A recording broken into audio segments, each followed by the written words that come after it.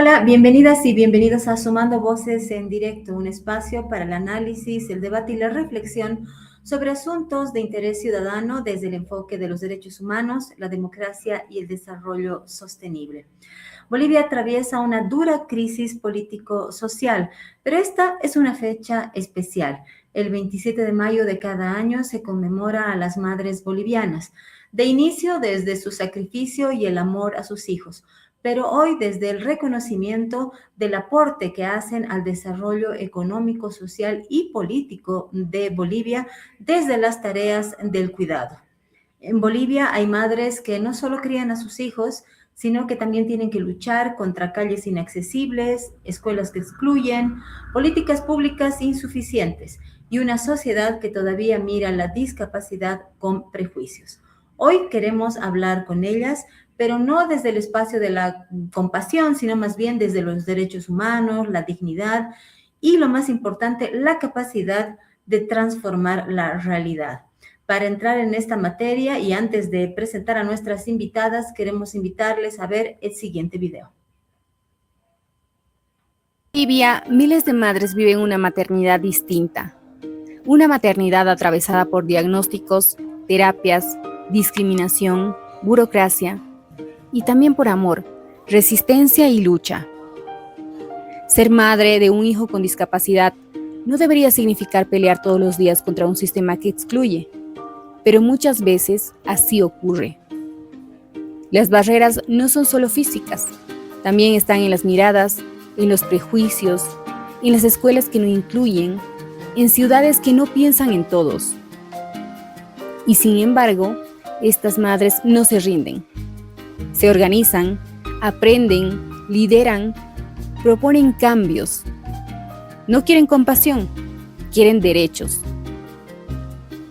Bolivia todavía enfrenta enormes desafíos para garantizar inclusión, accesibilidad y atención integral a las personas con discapacidad. Detrás de cada cifra hay una familia y casi siempre una madre sosteniendo todo.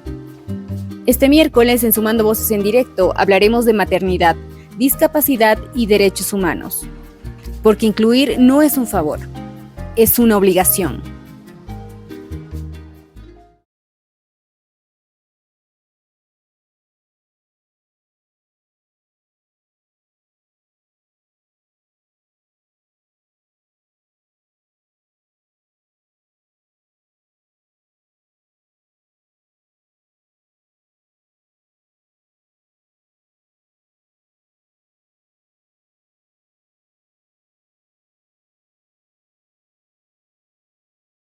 El micrófono. Bien, muchísimas gracias Jenny por ese emotivo video. Quería dar la bienvenida ya a nuestras invitadas. Está con nosotros en sala Marcela Morales. Ella es madre de Eduardo, una persona con discapacidad intelectual. Marcela nos va a compartir su experiencia como madre, pero además como una mujer que ha debido sortear una serie de barreras a lo largo de su maternidad. Marcela, muchísimas gracias por haber aceptado nuestra invitación. Muchas gracias a ustedes por invitarnos. Un saludo y un abrazo a todas las madres de Bolivia y particularmente a las madres de UNITAS, que tanto trabajan por lograr que nuestra convivencia sea mejor. Realmente, en Bolivia, más de 2 millones de mujeres son madres, ¿no? Y todas tienen que luchar contra forma de vivir tan dura que nos está tocando en estos momentos, pero siempre ha sido difícil la vida, ¿no? Para las mujeres en Bolivia y en todo el mundo, y tenemos que irnos descubriendo. Así es, para nosotras, las madres con una persona con discapacidad, mi hijo Eduardo, que tiene 52 años y es el mayor de cuatro más, o sea, con él son 5, nos ha enseñado, yo tengo que decir, nos ha enseñado a vivir. Para las mujeres... Marcela, disculpe que le interrumpe, vamos a presentar a nuestra otra invitada y ya vamos a empezar con usted y nos va a contar un poco más los detalles. Esa va a ser un poco la dinámica, ¿sí? Un abrazo a Pati también. Muchas gracias, Marcela. Está también con nosotros Paola Hurtado Vino. Ella es psicóloga especialista en políticas de inclusión para personas con discapacidad. coordinadora del colectivo urbano en La Paz. Ella ha trabajado con diversos colectivos y organizaciones de personas con discapacidad en Bolivia, así que tenemos a una experta en el tema que nos va a ayudar a tener una mirada desde las políticas públicas y las responsabilidades del Estado. Paola, bienvenida. Gracias. Muchas gracias, buen día a todas y a todos. Espero que por favor el día de hoy, a pesar de los conflictos, pasemos un día hermoso con nuestras mamás. Y más bien gracias por la invitación. Creo que es importante ver un poco este contexto y poder analizar realmente las barreras, pero las barreras desde un lugar propositivo para que podamos generar nuevas cosas, que en realidad creo que es lo que Sumando Voces hace. Así que muchas gracias. Gracias, Paola. Estamos esperando también que se conecte con nosotros Patricia Rodríguez. Ella es una persona con discapacidad visual, pero también es mamá de un hijo con discapacidad y estamos esperando a que se conecte. Ojalá podamos tenerla en sala. Ahora sí, Marcela, quiero comenzar contigo y creo que la pregunta que debemos hacernos todos pensando en ¿cómo ha cambiado tu vida cuando recibiste el diagnóstico de tu hijo? Tú dices que es tu primer hijo, el primero de 5, según lo que nos contabas, o 4, me corriges, por favor. Cuéntanos cómo ha sido al inicio. Difícil, de 5. Difícil, había miedo, incertidumbre. ¿Cómo ha sido tu reacción y la reacción de tu entorno? Gracias a Dios ya tenía formación, digamos, en un servicio social, ¿no? Ya estaba en estudios de sociología, así que el primer hijo es una bendición, ¿no? Uno recibe con todo lo que se imagina que es un niño. Yo era hermana mayor, gracias a Dios también, de 5 hermanas, ya también, porque yo ahora soy experta en caballeros, todos mis hijos son hombres. Entonces, la llegada de Eduardito que dio alegría, porque era el primer nieto también, así que dio alegría a toda la familia. Lo hemos recibido con sabía que cualquier niño es especial, cualquier niño es único, entonces, gracias a Dios, pero fuimos descubriendo que tal vez no tomaba atención sobre las cosas de su alrededor, como lo eran mis hermanas pequeñas, ¿no? Eran castañuelas, miraban todo. Yo a Eduardito le mostraba cosas y parecía que no le interesaba mucho, ¿no? Pero así ha pasado hasta después llegaron sus hermanos con 3 años, le lleva a su otro hermano. Así que ir descubriéndolo poco a poco, descubriendo que es una persona maravillosa. Eso decía yo y pienso que todas las madres tenemos que saber que el ser que llega a nuestra vida no es totalmente nuestro, ¿no? Él tiene su personalidad desde el momento del nacimiento y creo que desde el momento de la que está empezando a vivir en nuestro vientre. Entonces, y hasta los 5 años, que cuando ya dijimos, bueno, Eduardo tiene que ir al kinder, pero no se le entiende lo que habla, ¿no? Entonces, ¿cómo vamos a hacer? Y recién tomamos más contacto con neurólogos y todo, porque como lo recibíamos como una persona especial, pero que hacía todas las cosas, era una persona que daba importancia, daba a las cosas ya en desde 4 o 5 años, cuando íbamos al mercado, saludaba a las caseras, le gustaba ir al mercado conmigo, etcétera. Bueno, y tal vez eso ha hecho que retrasemos, pero yo digo, gracias a Dios, perdona, gracias quiero dar también a Paula, que ayuda a la sociedad, ¿no? A descubrirnos. Yo pienso y pensaba desde ese tiempo que cada persona es única y tiene su manera de ser cualquier persona. Entonces, recién vimos al psiquiatra, realmente llegamos al psiquiatra, y nos dice, tienen que hacer una medición. En ese tiempo no conocíamos realmente hace 50 ahora tiene 50, hace 49 años, 48 años, ¿no? Entonces fui donde me mandó el doctor y la profesional le hace la medición y cuando voy a recoger los resultados me dice, no, este niño tiene problemas, este niño va a ser un psicópata. Y me partió, ¿no? Me partió con un psicópata y volví a mi casa que ya estaba mi otro hijo con vida y mi mamá se quedó como somos las madres, ¿no? Y las abuelas que agradecemos colaboración siempre. Y fui pues, llorando y me dice, y le digo, y me dice ella, ¿qué te ha dicho? Dice que Eduardito va a ser un psicópata. Bueno, no te preocupes, hija, claro, ella, ¿cómo le caería también a su corazón la noticia? Entonces, gracias a Dios, en la noche, en mi cama, en la almohada, digo, ¿quién es para mí? ¿No? Tal vez se van a reír todos los expertos. Y para mí, que era un psicópata, digo, el psicópata es la persona que tiene contra ella a toda la humanidad, o su grupo humano por lo menos no lo acepta. Entonces, digo, Eduardito tiene un grupo humano que lo acepta, que lo quiere, entonces Eduardito no va a ser un psicópata. Cerré mis ojos y me dormí tranquila.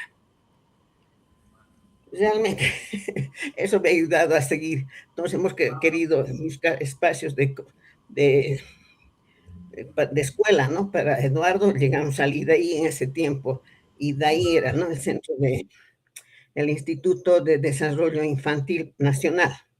Entonces, ya encontré a mi amiga, fue Eduardo, y íbamos, ya mis dos hijos más, íbamos todos los días con Eduardo. Yo vivo en Alto Obrajes y el IDAI está en Obrajes.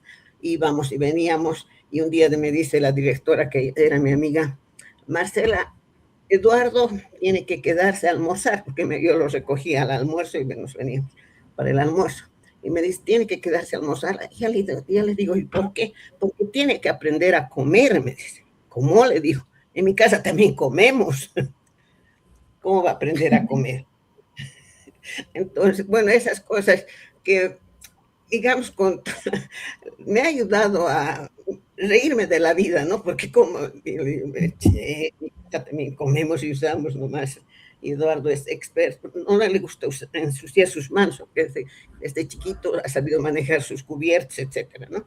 Entonces, y después, y se quedó, bueno, no se quedó a almorzar siempre, pero tenía sus terapias, y después me decía, aquí va a tener terapias. Y entre una de las terapias que tuvo era terapia del álbum. ¿Cómo es eso, terapia del álbum? Es que va a colar fotos en un álbum. Oye, eso también es. Todos hacemos, colamos fotos en un álbum, y no se llama terapia. Y le digo, ¿sabes qué quiero?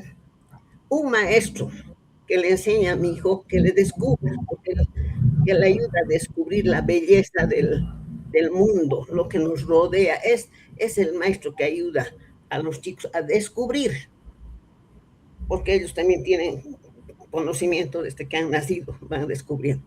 Ese es, digamos, y gracias a Dios Eduardo ha seguido, no ha ido a la escuela regular, lo hemos metido a un kinder, cuando su hermano fue al kinder, fue también Eduardo, y le pedí permiso a la directora, ¿no? Del IDEI, y le digo, va a ir al kinder. Me dice, ay, más bien que tú nos dices que va a ir al kinder, pero te apuesto que vas a volver rápido, porque no lo van a aceptar. A ver, haremos la prueba. Fuimos, y dicho y hecho, ¿no? Llegó como 3 o 4 meses Eduardo, y no lo aceptaron. Las mamás casi se van del kinder. La directora me dice, mira, tengo problemas con las madres, así que Eduardito no tendría que seguir viniendo.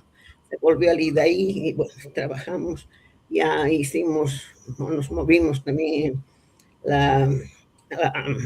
el grupo de madres, etcétera, ¿no? Llegamos a Marcela, hasta ahí te escucho, y aquí te hago un corte, porque vamos a seguir luego hablando cómo ha sido en adelante tu responsabilidad como madre de Eduardo.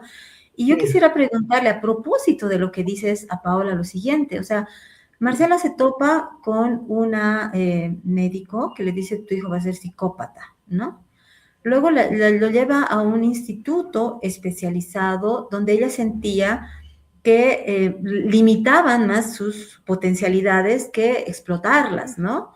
Haciendo cosas que ella regularmente en el hogar hacía, ¿no? Entonces se ve en claro, en la necesidad, pero además de involucrarlo, incluirlo en la educación regular, hace el esfuerzo, lo reciben en una escuela, pero luego sucede lo que ella misma decía, ¿no? Las madres, el estigma, la directora se ve obligada a decir, llévate a tu hijo y tiene que regresar al ETI. O sea, estamos hablando, Paula, de un sistema que no solo no comprende, sino que no protege los derechos humanos de esta población. Cuéntanos, por favor, ¿cómo es el sistema en Bolivia? Si se ha avanzado, ¿qué se ha avanzado y qué falta todavía? Que parece que falta mucho todavía. Bastante en realidad, ¿no? Y como nos contaba doña Marcela, creo que base de todo esto es que en realidad en nuestro contexto actual, la mayoría del cuidado recae siempre en la mujer, ¿no? Cuando hablamos de cuidado es exclusivamente para mujeres. Entonces, esto es especialmente para madres, abuelas, hermanas, y muchas de ellas dejan de trabajar, dejan de hacer lo que cotidianamente hacen, de estudiar o de desarrollarse incluso profesionalmente para dedicarse permanentemente al tema de cuidado. Es importante también identificar que, como lo mencionaba doña Marcela, existe poca accesibilidad física y comunicacional. Comunicacional vamos al sentido de que lo que indicaba, ¿no? Las mamás no entienden, hay un estigma, no están entendiendo realmente por qué su hijo ha ido y demás, y por qué se relaciona con sus hijos, exactamente por el tema del estigma y por qué hay discriminación en tema de salud y educación. Los costos de rehabilitación también son bastante altos, además del transporte, porque tampoco es que te puedan llevar así nomás, uno tiene que ver las formas de poder movilizarse. Dentro de las madres cuidadoras se puede indicar también que sufren un desgaste emocional y económico, y es algo de lo cual tampoco se habla. No se habla del desgaste que tiene la persona cuidadora, en este caso, por ejemplo, las mamás. No, en áreas rurales la situación es mucho más crítica todavía porque hoy en día se sigue escondiendo a niñas y a niños con discapacidad por el estigma de las comunidades, de que aún se tiene esta creencia de que son demonios, de que no están, de que no es algo natural. Entonces, aún se sigue manejando esto. Sin embargo, algo propositivo y creo que es importante, como lo decía doña Marcela, y creo que ella siempre ha ido desde ese aspecto, no necesitamos la lástima ni del Estado ni de las personas. Necesitamos realmente políticas públicas que sean sostenibles. Además, que esta accesibilidad sea real y que sea un sistema de cuidados, porque algo de lo que estamos hablando acá es netamente de cuidados, no solamente de un tema de discriminación, sino el tema de cuidado que realmente en nuestro país no está para nada desarrollado, ¿no? Y que reconozcan realmente el trabajo que realizan miles y miles de madres bolivianas y en algunos casos, como decía, abuelas o incluso hermanas que dejan de desarrollarse, ¿no? Y dentro de todo esto, como tú indicabas, querida Patti, hay barreras que se pueden visibilizar que son bastante estructurales. Al decir una barrera estructural nos estamos refiriendo a algo que lleva mucho tiempo y que ya incluso se ha instaurado en nuestra sociedad. Por ejemplo, hay escasez de atención especializada, que es lo que mencionaba doña Marcela, y voy a lo que me preguntabas. Lamentablemente, y a mí me ha tocado en el gobierno autónomo municipal en su momento acá en La Paz, que cuando encontraban una persona con discapacidad desorientada o algo, nos llamaban a la unidad y nos decían, vengan a atender. Nosotros, pero es la defensoría, pueden atenderlo. Hay psicóloga, hay abogado, hay trabajadora social, pueden atender el caso. Y decían, no, es que no sabemos cómo tratar. La idea no es que uno, para hablar de inclusión, no tenemos que hacer esta inclusión de decir, tiene que haber un especialista en esto. Si uno es profesional, puede adaptar sus dinámicas, sus estrategias a la necesidad de la población. Y eso es lo que usualmente no vemos, porque la mayoría de las personas lo que cree es que tiene que haber una persona especialista para que atienda a la persona, cuando en realidad es el profesional quien tiene que adaptar sus estrategias, sus metodologías para poder atender a la persona. Entonces, en este caso, la rehabilitación en nuestro país se ha centrado netamente en que sea como mitigación de riesgos, ¿no? Como de, ya atenderemos para que no pase algo, pero no es preventiva. Y en este caso no se centra tanto en ciudades, sino se centra en cosas pequeñas, como decía Marcela, ¿no? Hacer el álbum, ok, pero eso yo lo puedo hacer en casa. Necesito algo diferente, algo que realmente pueda ayudar a progresar a mi niño. Dentro de esto, bueno, los altos costos de las terapias, cuando ya hay especialistas, los costos son demasiado altos y hay poca salud mental para cuidadoras. Como les mencionaba, si bien la persona con discapacidad requiere la atención, si bien la persona requiere la atención y demás, lamentablemente hay poca salud mental para las cuidadoras, no se atiende como tal y pensamos que en realidad no necesitan atención, cuando en realidad las mamás cuidadoras y personas que hacen el tema de cuidado también requieren un cuidado mental, porque es un desgaste emocional, físico y también social. Dentro de esto, en el tema de educación. Sí, si te escuchaba, Pau. Perdón que te corte ahora, ya está con nosotros Patricia Rodríguez. Podemos regresar luego para ahondar un poco en esto de el soporte también que necesitan las mamás, ¿no? Patricia Rodríguez, bienvenida. Qué lindo que te hayas podido conectar. Patricia es mamá de Patrick, que es un niño con síndrome de Down. Y Patricia también tiene discapacidad visual. Patricia, quiero que por favor nos cuentes, por favor, es una persona con discapacidad visual, ¿eso es lo correcto? Vamos igual aprendiendo. Quiero que nos cuentes, Patricia, por favor, cómo ha sido tu experiencia como madre al recibir el diagnóstico de tu hijo. Así habíamos conversado también con Marcela. Queremos conocer tu experiencia, por favor, y que nos digas cuáles son las barreras principales que has tenido que enfrentar al inicio de tu maternidad con Patrick. Gracias, buenos días a todos. Y primero disculparme por la tardanza, no podía ingresar, pero bueno, ya estoy aquí. Para mí realmente es grato poder contarles la experiencia que tuve cuando me dijeron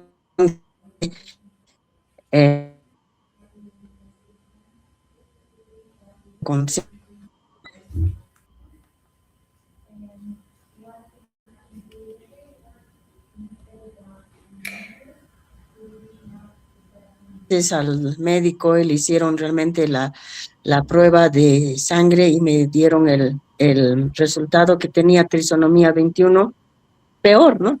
En la luna, no sabía qué era. Y el médico lo que me dijo fue, lo que nos dijo, ¿no? A mi esposo y a mí, que realmente iba a ser prácticamente un vegetal, que él no iba a caminar, que no iba a hablar, que no iba a poder aprender nada, y nos dio así un diagnóstico súper negativo. Entonces, a partir de ese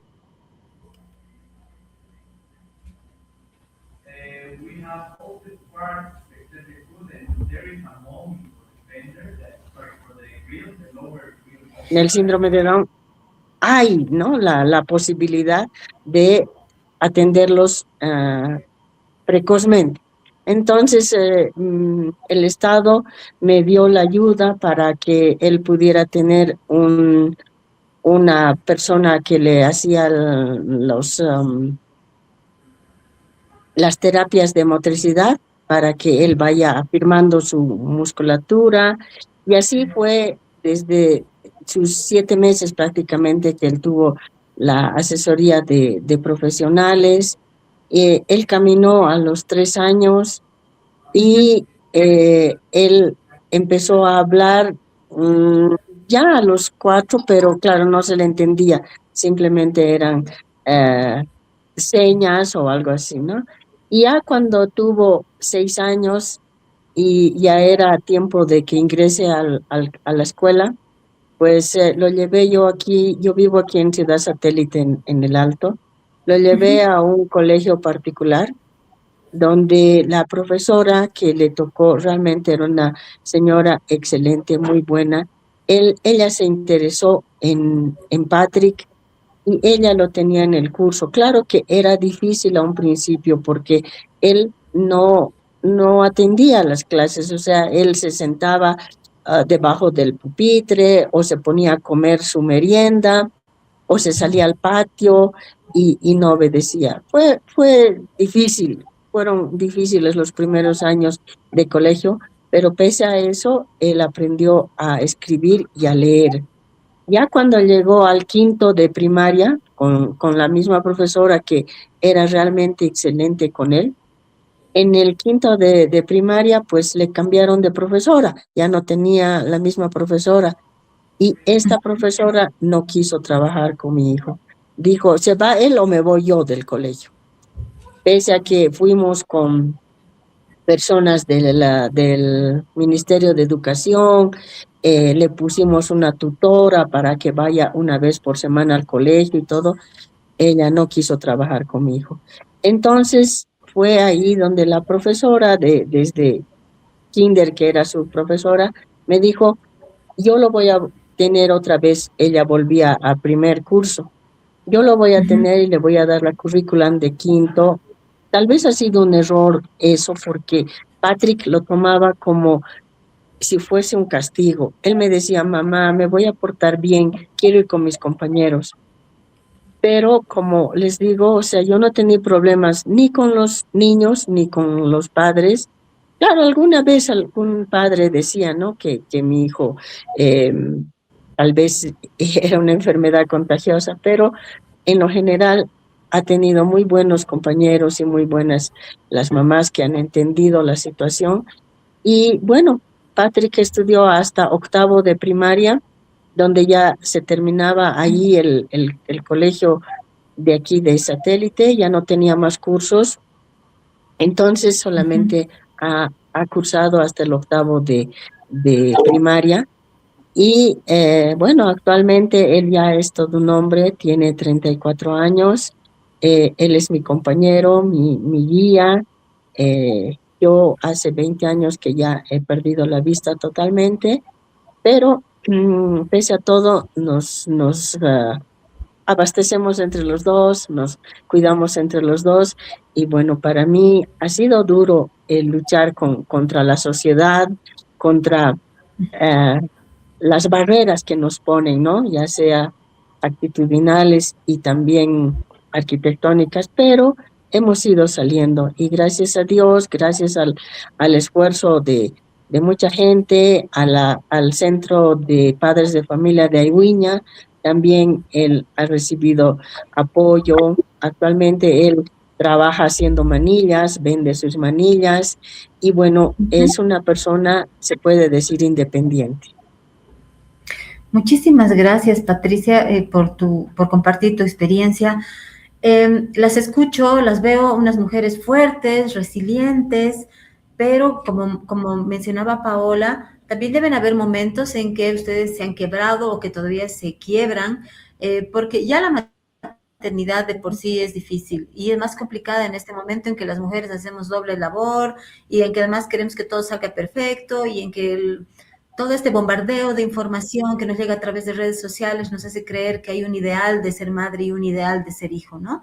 La pregunta para las dos es, ¿qué tan agotadora puede ser la carga de cuidados en el caso de ustedes?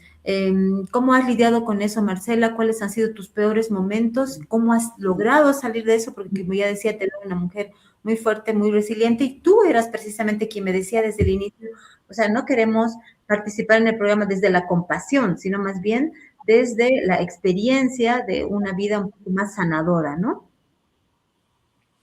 Sí, efectivamente, ¿no? Y claro, al saludar a Patti, tengo que reconocer en ella una líder también, ¿no? Una lideresa en su comunidad de la discapacidad visual.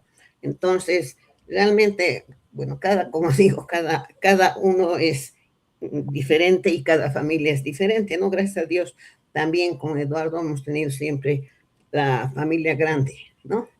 Todavía hemos gozado hasta hace 10 años que recién falleció mi mamá, mi esposo hace un poquito, casi juntos se fueron mi esposo y mi mamá, con 6 meses de diferencia. Entonces, y mis hijos, tengo que decir que quienes me han ayudado mucho, y ellos se conocen, los 4 que tengo, reconocen que son como son, gracias a Eduardo.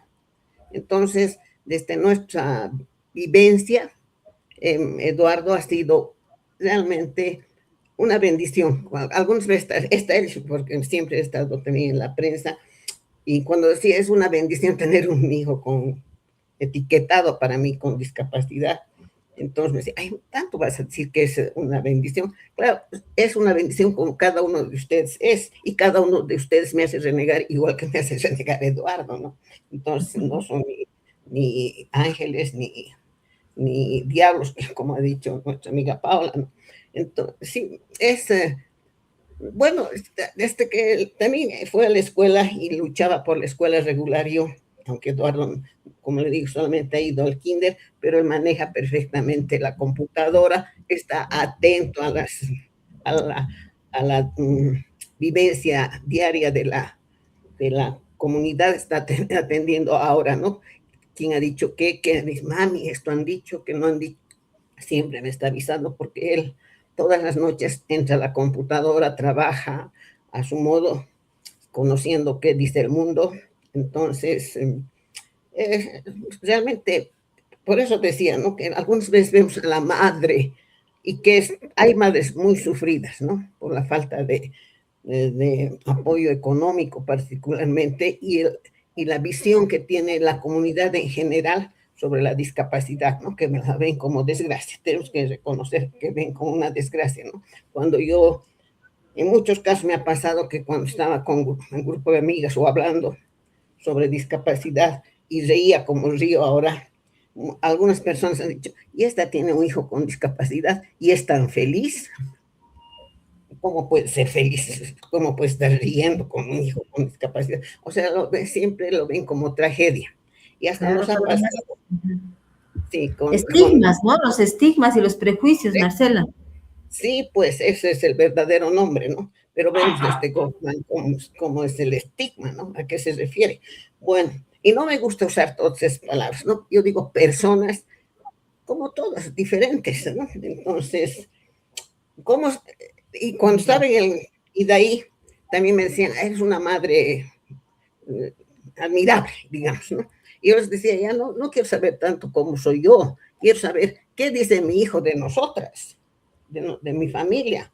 Y nunca una psicóloga me pudo ayudar en saber qué realmente pensaba Eduardito de la familia que tenía, ¿no? Pero sí, ha sido doloroso algunas veces dejar lo mismo y de ahí, ¿no? Iba, veía y mi hijo quería charlar conmigo. No dejen a los niños, que no se acerquen a las madres. Pero había también algún director que decía que no vengan a la dirección los niños con discapacidad que estaban en el IDEI, que no vengan, no dejan trabajar. Y el director dijo, por favor, dejen que los niños se acerquen a mí, casi como Cristo dijo el director. Entonces, nos hemos encontrado con gente de toda clase, ¿no, Pati? Unas que aceptan, digamos, ¿no? Como que si fueran bondadosos en aceptar, y otras sí, que rechazan, ¿no? Y rechazan no solamente a la discapacidad, a muchas personas, ¿no? Cualquier persona que le lleva a la contraria, algunas veces rechazan igual. Eso podría decir. Gracias, Patricia. Y en tu experiencia, ¿cómo dirías que ha sido esto? Porque además tú nos terminas contando que te has quedado solamente con Patrick. ¿Qué tal el apoyo del entorno familiar? Ya nos has contado un poco lo que ha pasado en el colegio, lo cual obviamente, mira que has tenido la suerte de toparte con una maestra maravillosa, ¿no? ¿Qué hay del resto del entorno?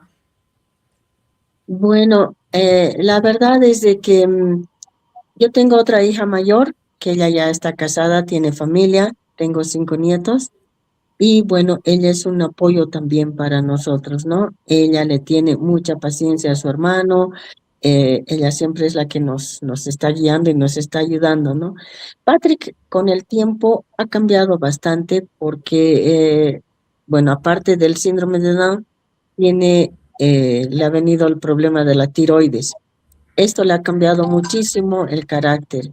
Él, de ser una persona tranquila, dulce y cariñosa, se ha vuelto un renegón tremendo.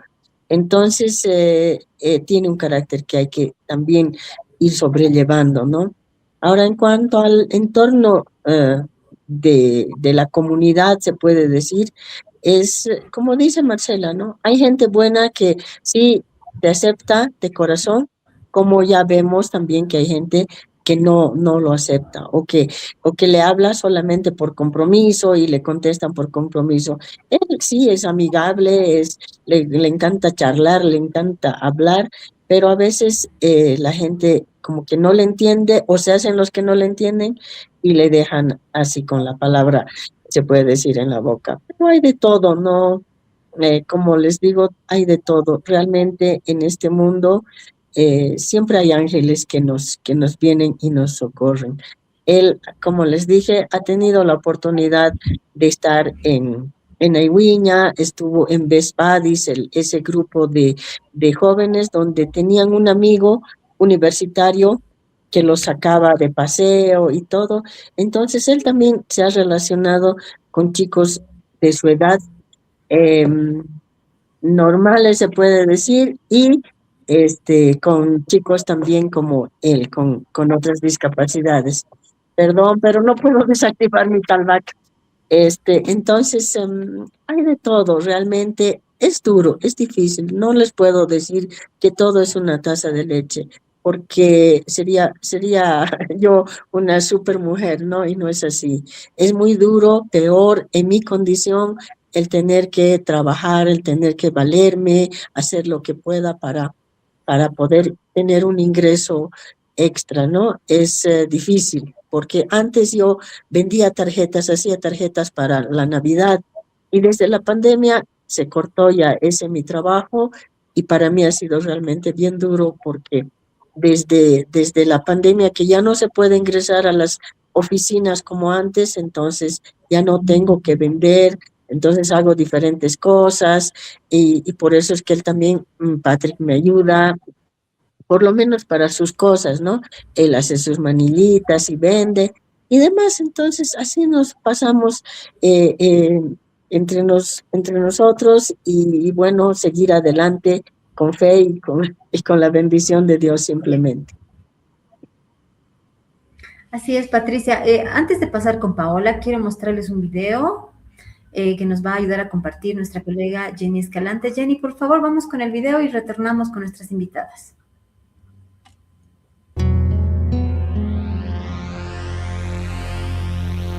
Él nació a los 5 meses de gestación y estuvo 11 meses en la incubadora. Él nació en Oruro y lo que le han evaluado acá tiene una lesión severa en la columna. Entonces él no va a poder caminar, es lo que me dijo en el hospital del niño y otro traumatólogo también particular. Yo busqué de muchas maneras, lo hicimos operar. Si yo no lo manejara, realmente se me caería. Los conductores son imprudentes, las personas escupen, los perritos lo ensucian y sus manos terminan al final hecho trizas de mi hijo si no lo lavara. Las infecciones, los robos que aún así pues los ven así, nos roban. La gente no es empática con las personas con discapacidad. Los miran o me dicen, ay, tan viejo sentado. Supuestamente ellos tienen que ser incluidos, ellos tienen derechos. Y no, eso no hay en las escuelas. No me lo han querido recibir durante 2 años. En el primer año me han pedido el carnet de discapacidad, el cual yo no tenía todavía. He luchado por el carnet, lo obtuve, volví a la misma unidad educativa Sergio Suárez Figueroa, que me queda a 3 cuadras de mi domicilio, que sería lo más factible, y me indica que no, que la profesora va a tener que tener más atención con mi niño, que tal vez los niños le van a hacer bullying, que los papás son crueles. Yo me sorprendí realmente, me frustré. Luego fui hasta Vinotinto, fui a buscar otra alternativa para mi pequeño, donde en la unidad educativa Nicolás Fernández Naranjo me lo han recibido con las puertas abiertas. Sí me han pedido tutora y ha sido eso uno de los factores en el cual yo no he podido abarcar su educación todo el año. Entonces este año dije, pues me dedico a su fisioterapia para que él pueda valerse por sí mismo. Yo me llamo Jacob, yo tengo 9 años y yo quiero ir a la escuela a luchar, por favor. Yo cuando sea grande quiero ser doctor. Y si no tiene educación, ¿dónde lo voy a llevar? ¿Qué voy a hacer con él en la casa? No lo puedo ocultar. Él es mi realidad, pero él es un valiente que lucha por lo que él quiere. Entonces yo pediría al Ministerio de Educación y a las unidades educativas que no nos pongan peros, porque ellos también son niños que necesitan estudiar.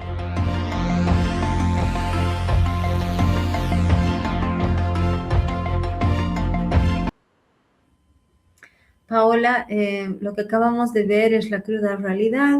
Hay varias mamás, ya lo han contado aquí también nuestras invitadas, que hacen todos los esfuerzos por incluir a sus hijos en el sistema educativo regular, pero es casi imposible. Cuéntanos cómo funciona el sistema educativo para los niños con alguna discapacidad. Cualquier unidad educativa los puede recibir. Hay algunas, esto de la tutora que le piden, que representa además seguro una erogación extra de dinero. ¿Cómo es, Paola? Bien, como lo decíamos, ¿no? Y les explicaba, hay diversas barreras. Dentro de esto, es importante también conocer cuáles son las normativas, ¿no? En realidad que nosotros tenemos y en las cuales en realidad se basa este hecho de que en realidad sí, las unidades educativas tienen que aceptar a niñas y a niños con discapacidad, sí requieren algún apoyo, alguna mentoría, asesoría. Sin embargo, esto no debería ser un óbice para que las madres puedan ingresar a sus niños y niñas. Lamentablemente, hoy en día, a pesar de que la Constitución Política del Estado indica que tiene que haber el tema de derecho a la educación, porque no es solamente porque sí, es un derecho a la educación. Entonces, este también incluye, y hay una inclusión dentro de la Constitución Política del Estado, la inclusión social de personas con discapacidad, lo cual incluye esto. En el área educativa, hoy en día se piden muchas cosas, se piden tutorías, sin embargo, hay unidades educativas, por ejemplo, Luis Alberto Pavón, que acepta niñas y niños con discapacidad. De hecho, es la unidad educativa que más niños y niñas con discapacidad acepta. Acá, por la zona sur, tenemos el Utasawa, que el Utasawa es una unidad educativa, bueno, un colegio en realidad privado particular, pero es más abierto. Utiliza el método Montessori, pero además acepta niñas y niños con discapacidad también, incluso hasta el bachillerato. Entonces, dentro de esto, algo que nos está faltando desde el Estado, desde también las metodologías en el área educativa, es que realmente no son netamente metodologías o estrategias para abordar la temática de discapacidad. Lamentablemente, la inclusión se ha visto como algo diferente, como algo que tiene que aprenderse, como una nueva metodología. Si bien se requieren especializaciones, se requieren muchas partes técnicas para poder realizar algunos abordajes con niñas y niños con discapacidad, es importante saber que la inclusión no solo tiene que quedarse con discursos, ¿no? En realidad debe sentirse en las escuelas, en los hospitales, en las calles. Como habrán visto, la mamá en la entrevista indicaba también en el tema del hospital, o sea, el hospital y como lo mencionaban las mamás también ahora, los médicos suelen ser muy fatalistas. Por ejemplo, a Patrick, como decían, no, o sea, Patrick ahorita no debería estar ni caminando, y camina y va y es súper amigable, como lo decía doña Patti, pero en realidad el problema está justamente en eso, querida Patti también. La discapacidad no está en la persona, ¿no? Está netamente en las barreras que pone la misma sociedad. Como indicaba doña Patricia y doña Marcela, están las barreras actitudinales, comunicacionales, arquitectónicas, que realmente en nuestra ciudad, por la misma estructura de nuestra ciudad, es bastante complejo. Como lo habrán visto en la entrevista, la mamá tiene que surcar entre los popos de los perritos que nos recogen, lo que la gente escupe, la silla se ensucia, porque el pequeño debe querer también ayudar a su mamá y se ensucia por las ruedas, porque nuestras calles tampoco están limpias. Lamentablemente, en este caso, el Estado ve las políticas públicas inclusivas como un gasto social. Sin embargo, son una inversión y es una dignidad de desarrollo humano.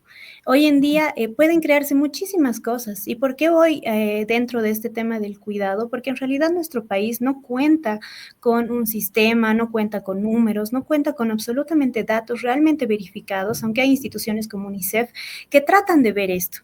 Es importante que podamos plantear como propuestas concretas, ¿no?, un sistema nacional de cuidados, que no existe en nuestro país. Si bien hay organizaciones como Cuidados Paliativos que tratan de hacer este trabajo, realmente de manera nacional no tenemos esto. Y hay experiencias en las que podríamos basarnos como Uruguay o Chile, que son cercanas a nosotros, ¿no?, que incluyan centros de cuidado temporal, apoyo psicológico, servicios domiciliarios, capacitación, no solamente a mamás, sino también a profesores, a diferentes profesionales que pueden abordar estas temáticas, ¿no? El tema de las redes comunitarias.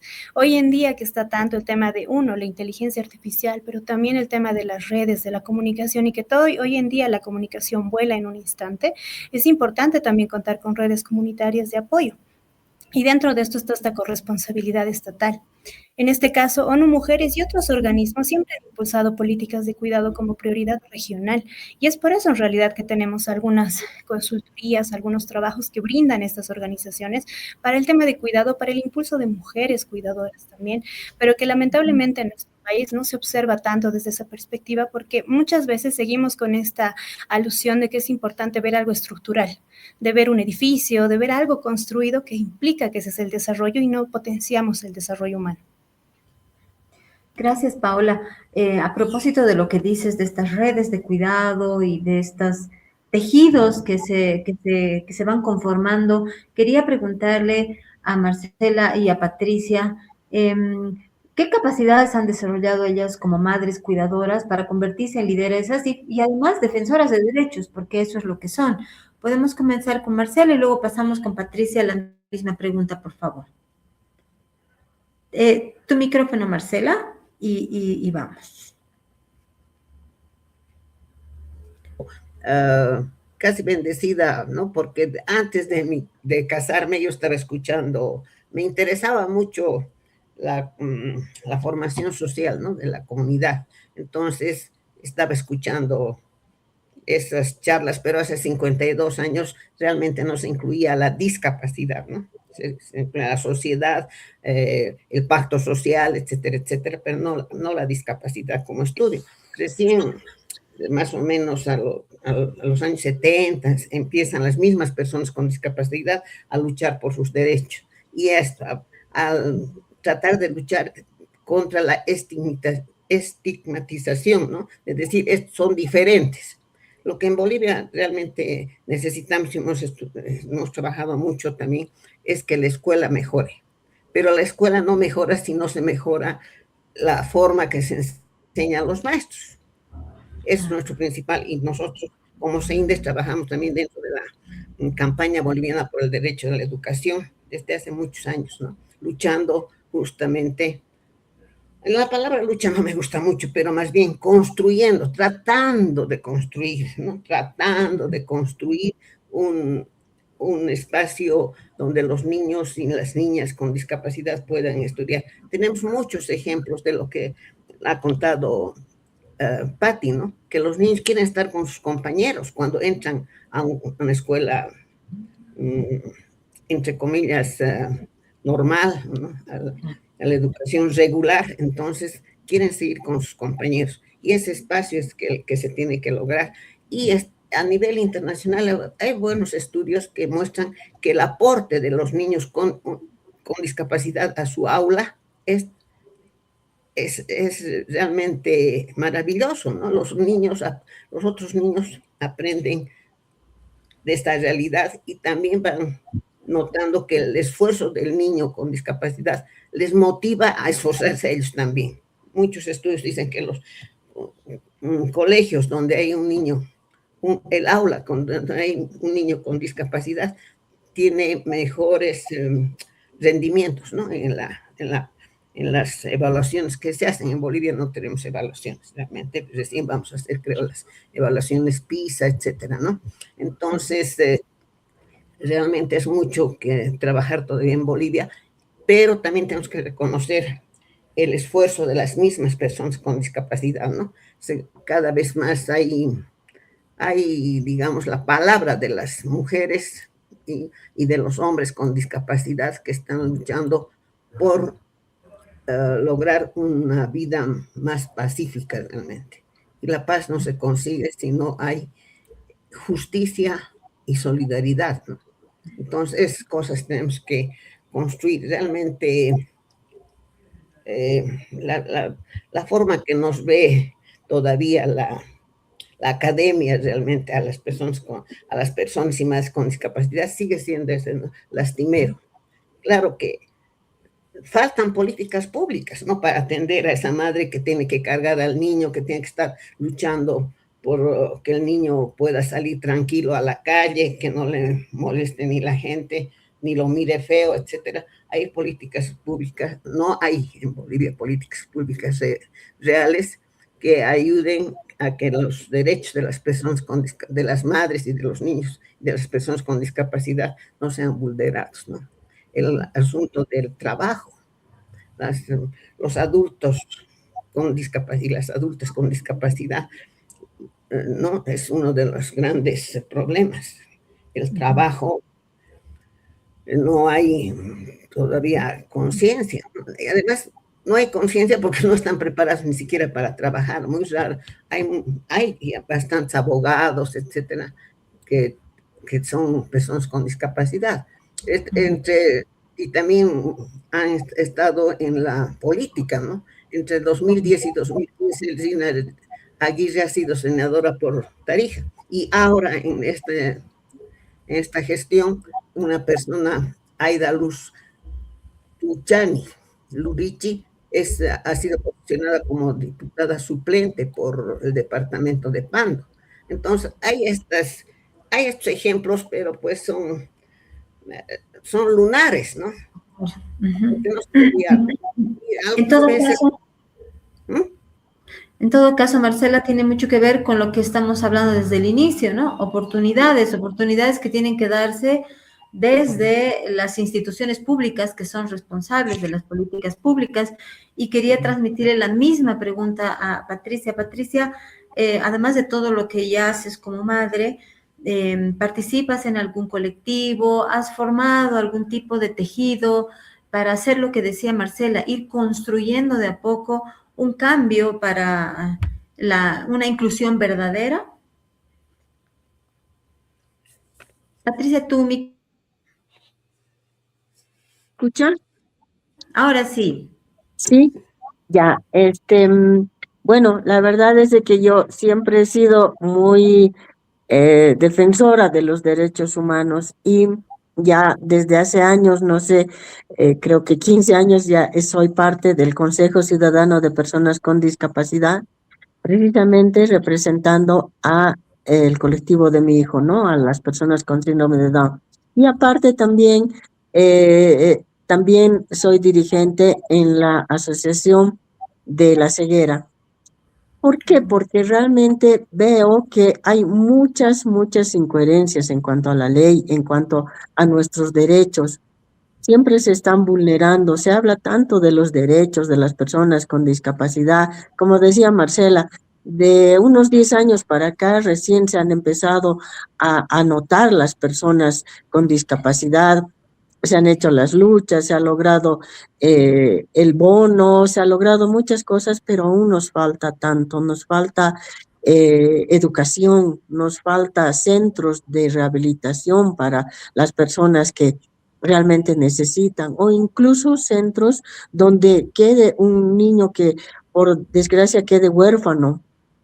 Yo creo que esa es la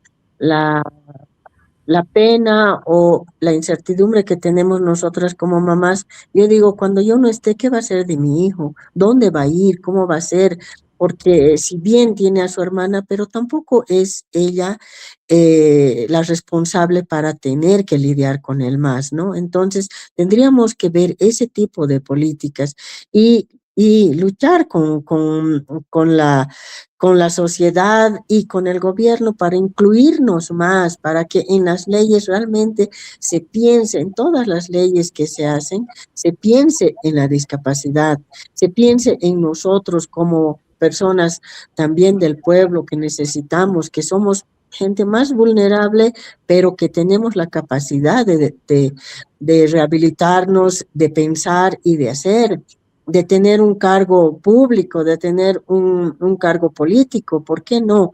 Entonces, yo como defensora también de derechos humanos he hecho ya un posgrado, me he graduado en Colombia y sigo pasando cursos siempre. ¿Por qué? Porque es bueno estar pendiente y estar conociendo todas las leyes que impliquen a nuestro sector. Eso sería aquí. Gracias, Patricia. No, sumamente importante lo que mencionan ambas, Paola. La importancia de tejer redes, la importancia de ser parte de colectivos. Por favor, cuéntanos cómo de importante es esto, cómo impacta, no solo en su propia calidad de vida, sino, por ejemplo, en la definición de políticas públicas.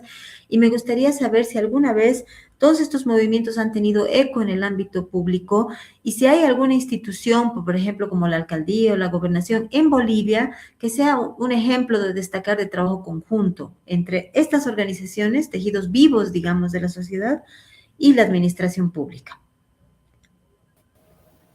Bien, muchas gracias. Sí, exactamente como mencionaba, ¿no? El tema de las redes comunitarias son muy importantes porque esto hace en realidad que se pueda generar el tema de políticas públicas.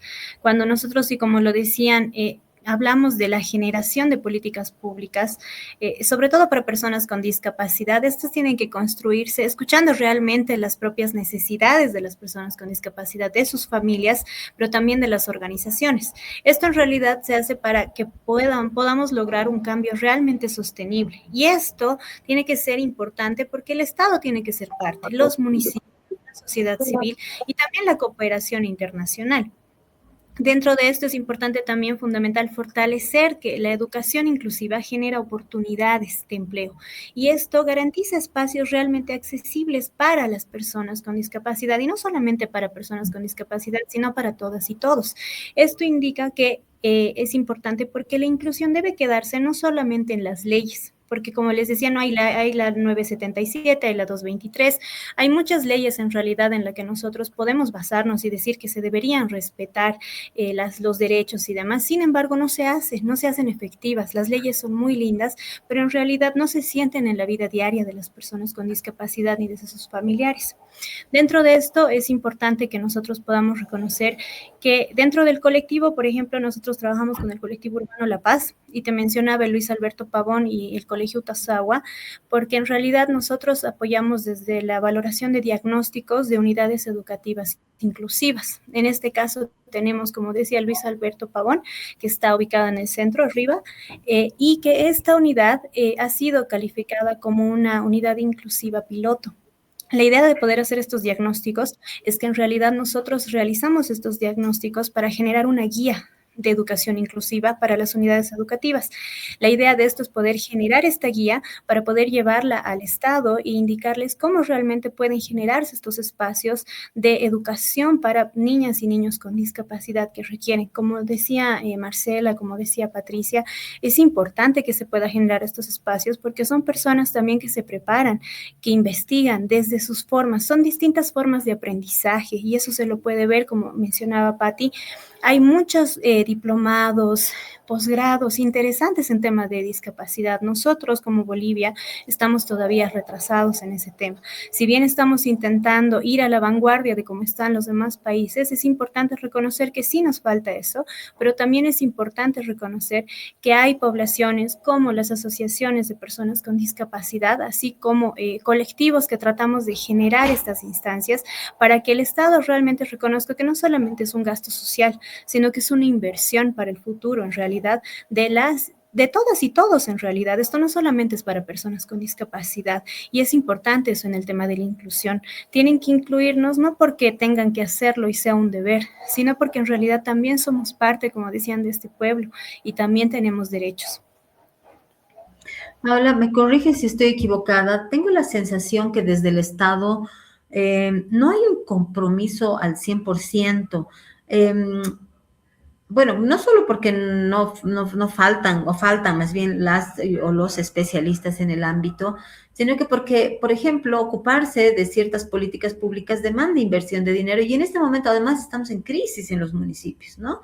Te preguntaba hace un rato si conoces una iniciativa que haya resultado, que haya dado frutos y que sea digna de replicarse a nivel nacional o en otros territorios.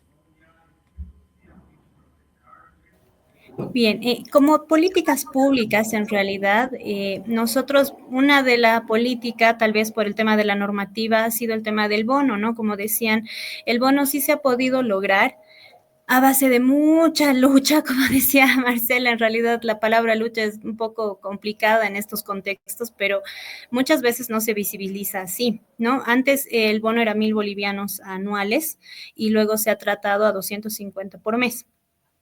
Ha sido bastante complicado poder lograr esto porque habían muchas barreras, desde cómo se iba a pagar, desde todo lo que el TGN tenía que invertir y demás. Sin embargo, se ha podido, desde al menos acá en La Paz, en otros lugares aún se sigue pagando en puntos fijos específicos, ¿no?, de cada municipio.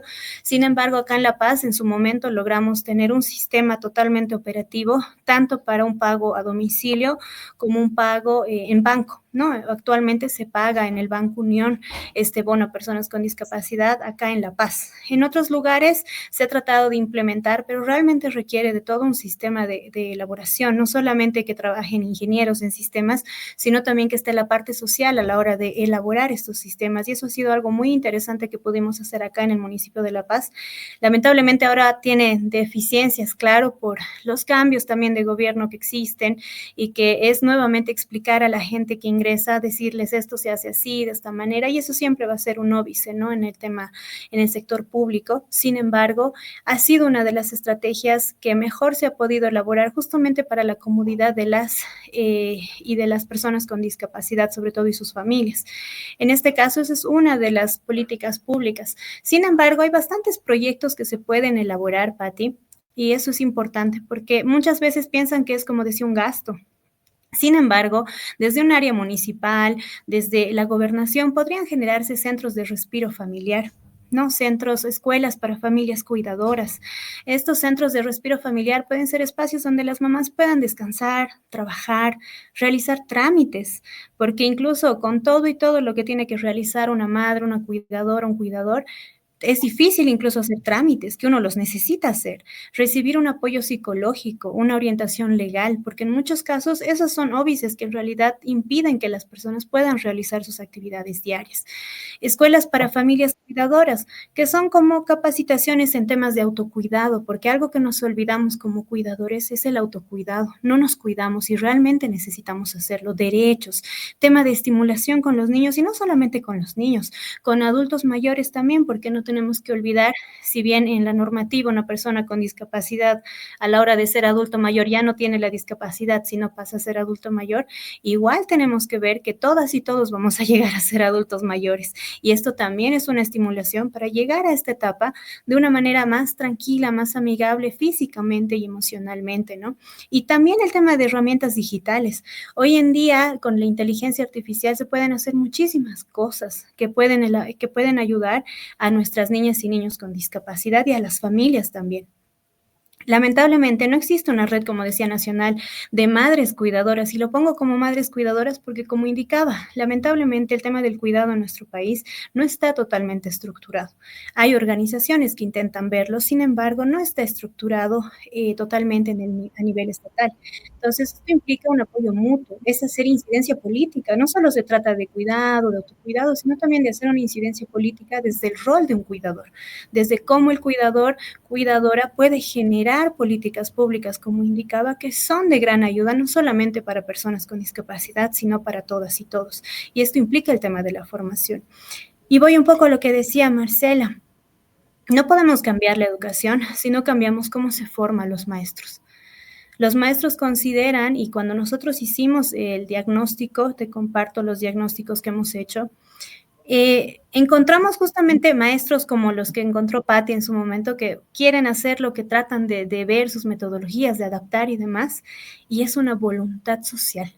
Es una voluntad social de realmente aprender, comprender, tratar de investigar un poco más. Y eso viene desde la formación, desde el nivel profesional que uno tiene y el compromiso social también que tiene con su propia profesión. Entonces, en función a esto realmente que se puede generar. Y como decíamos, a nivel estatal se ve mucho como un gasto social. Sin embargo, es una inversión para desarrollo humano. Y esta inversión tiene que verse desde muchas perspectivas. No necesariamente el Estado tiene que hacerlo solo. Como indicaba UNICEF, ONU Mujeres, realmente trabajan mucho el tema de cuidado. Y con ellos se puede apoyar y demás y generar muchos proyectos, incluyendo observatorios que son bastante interesantes y que no lo tenemos tanto acá, de inclusión y de cuidados, que tengan que ver con acceso a derechos, con tema de violencia. No tenemos datos estadísticos de violencia en mujeres con discapacidad, querido Pati. Claro No que hay. es. Entonces, son cosas que tenemos que generar, de exclusión educativa, de sobrecarga de empleo. Hay muchas personas profesionales con discapacidad visual en algunos casos que están de ascensoristas, netamente por cumplir el 10% que tienen que cumplir las empresas públicas o privadas y que realmente, o sea, son capaces de hacer otras cosas más aparte de subir y bajar en el ascensor, que están preparadas y preparados. Sin embargo, al no entender la magnitud y no poder tener esta amplitud de ver qué es la discapacidad desde otro aspecto y no verlo, como decían, como algo que te suma, como algo que es pesado, como algo que no quieres ver, es importante verlo y tener esta mente abierta para que realmente podamos generar esto. Bolivia necesita ahorita avanzar hacia una sociedad del cuidado, donde ninguna madre o cuidador, cuidadora, tenga que elegir entre cuidar a su hijo o hija o sobrevivir económicamente, porque eso es lo que sucede. La inclusión verdadera va a ocurrir realmente cuando el Estado, la comunidad, las familias, es decir, todo el entorno y todo nuestro contexto, compartan estas responsabilidades construyendo oportunidades reales para todas y para todos. Gracias, querida Paola. Qué interesante lo que dices, ¿no? En realidad tiene que ver con voluntades, en el fondo, voluntades políticas para incorporar esta serie de iniciativas que tú mencionas que probablemente demandarían un poco de inversión en recursos económicos, pero tampoco estamos hablando de grandes millones, ¿no?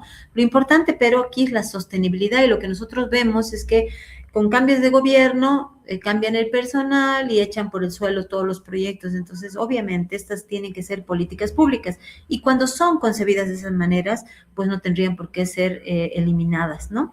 Tengo un par de comentarios, uno es un comentario y el otro es una pregunta. Lucía Bueno manda felicidades a las mamás que están en el programa. Gracias, Lucía. Le hago llegar este cariñoso saludo tuyo a Marcela y Patricia. Y Rodrigo Vázquez hace una pregunta. Dice, ¿cómo se puede impulsar que más unidades educativas en Bolivia permitan el acceso y promuevan el respeto hacia las personas con discapacidad? Quizá, gracias, ahí está Jenny, nos ponía la pregunta. Patricia, ¿quisieras responder? ¿Cómo crees tú que se puede impulsar que más unidades educativas permitan el acceso a personas con discapacidad y que promuevan además el respeto en su entorno? Ya, yo creo que la mejor forma de que las escuelas no tengan miedo a recibir a una persona con discapacidad es precisamente el sociabilizar, de que la discapacidad pues es una condición, simplemente eso. Por ejemplo, la discapacidad visual, auditiva, se pueden manejar ellos físicamente solos, ¿no es cierto? Ahora, una discapacidad motora, bueno, tiene la silla de ruedas.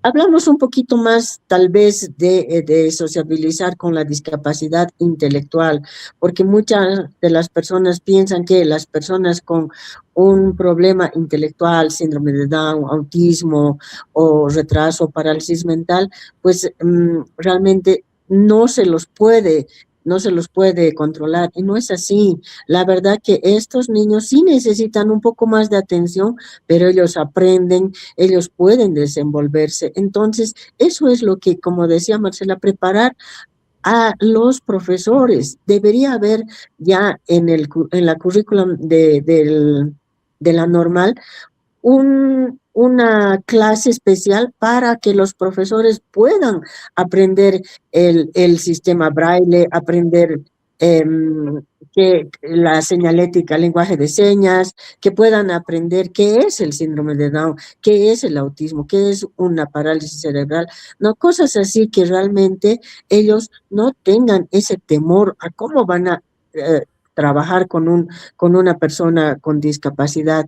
Eso es lo que necesitamos, sociabilizar y hacer ver a la sociedad que los chicos sí pueden aprender, sí pueden hacer muchas cosas, porque vemos que en España, por ejemplo, el síndrome de Down, hay hasta médicos, ¿no? Entonces, ¿por qué? Porque realmente la sociedad los incluye, trabajan con ellos y la educación los apoya mucho. Eso sería, Pati. Gracias, Patricia. Cortito, Paola, ¿cuál crees tú que sería la receta para avanzar en este pequeño espacio? Porque como tú misma has explicado, hay muchísimas barreras que contrarrestar. Sí, bastante en realidad, ¿no?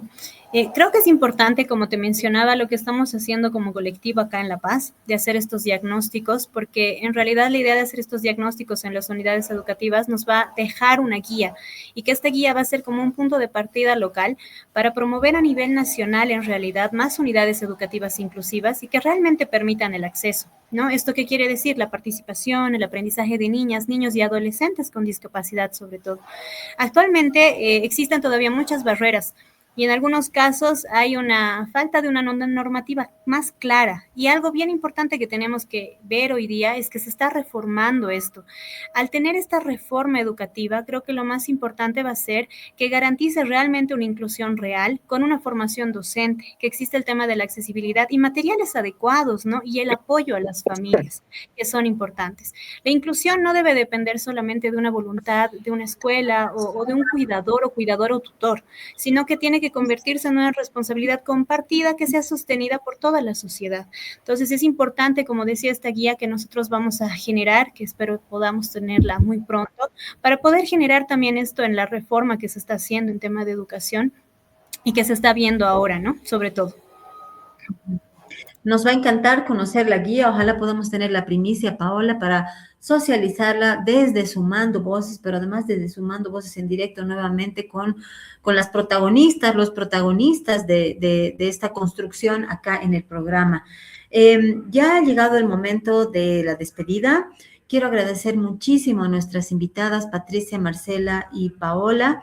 Quisiera, antes de irme, presentarles un resumen de cómo hemos visto los contenidos del programa de hoy. Jenny, si me ayudas, por favor.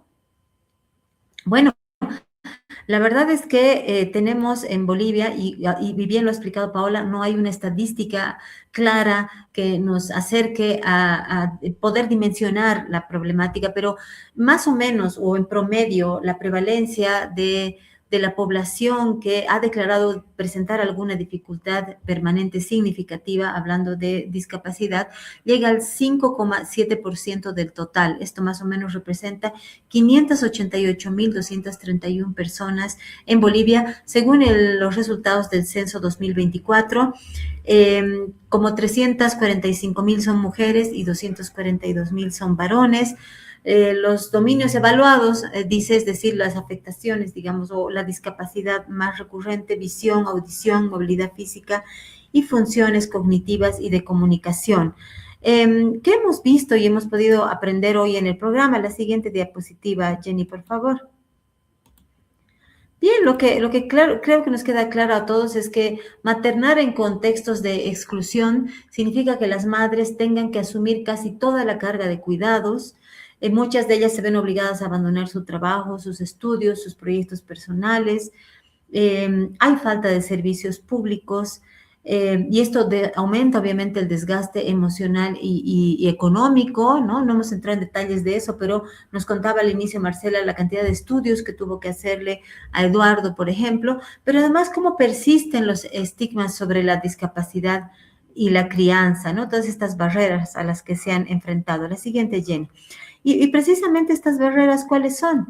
Pues las escuelas sin inclusión real, el transporte inaccesible, pocas terapias de atención especializada, trámites burocráticos que tienen que hacer, por ejemplo, esto de obtener el carnet de discapacidad para poder ingresarlos en el sistema educativo, además de que ya mencionaban y veíamos en el video cómo es la infraestructura puede ser tan hostil y tan excluyente con las personas con discapacidad. Luego hablemos un poquito de los derechos humanos e inclusión. ¿Qué nos han contado nuestras entrevistadas hoy?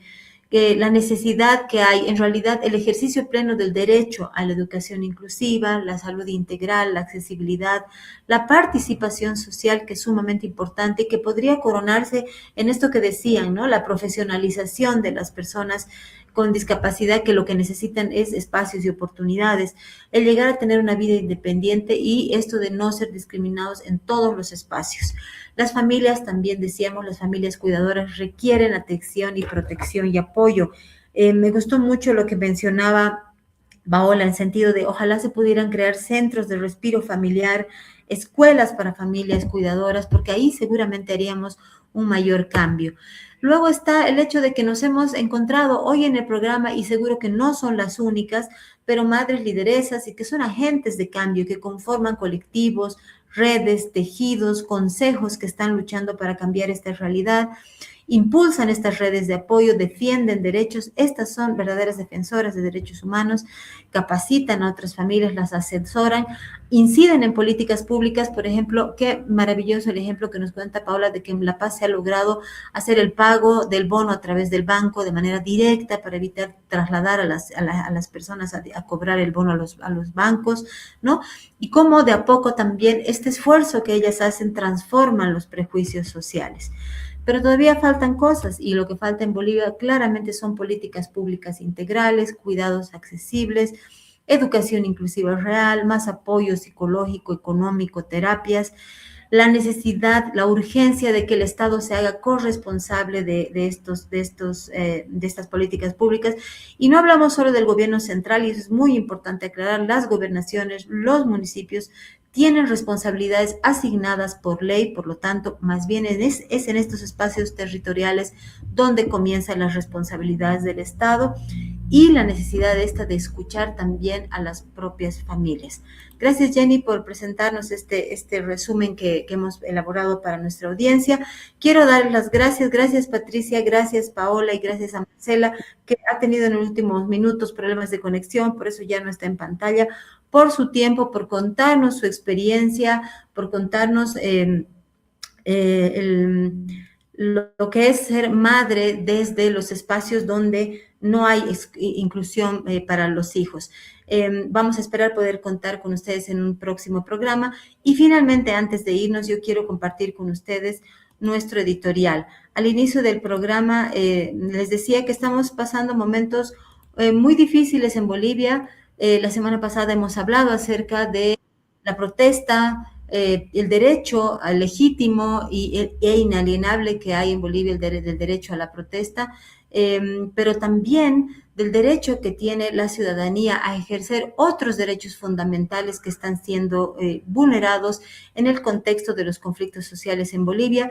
Y hemos titulado a nuestro editorial: la protesta no puede convertirse en castigo colectivo. Y voy a leerles los 2 primeros párrafos para luego invitarles a continuar la lectura en nuestro portal.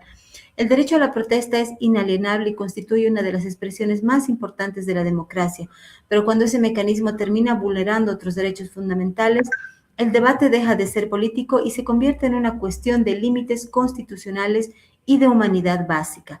Desde hace 27 días, Bolivia sufre las consecuencias devastadoras de los bloqueos. Y ya no se trata solo de pérdidas económicas o de afectaciones cotidianas. Se trata de consecuencias trágicas. 5 personas han perdido la vida en medio de esta crisis y la tensión continúa escalando, que es lo más preocupante. Como les decía, les invitamos a leer nuestro editorial en nuestro portal, a través de nuestras redes sociales también, que es donde lo compartimos. Ahí nos va a ayudar Jenny a recordarnos que estamos en Facebook, en X, en TikTok, y por supuesto todos nuestros contenidos en sumandovoces.com.bo. Otra vez gracias a nuestras invitadas, ha sido un gusto estar con ellas, estar con ustedes a través de este streaming e invitarles a un próximo encuentro el próximo miércoles con Sumando Voces en directo a las 11 de la mañana. Será hasta entonces.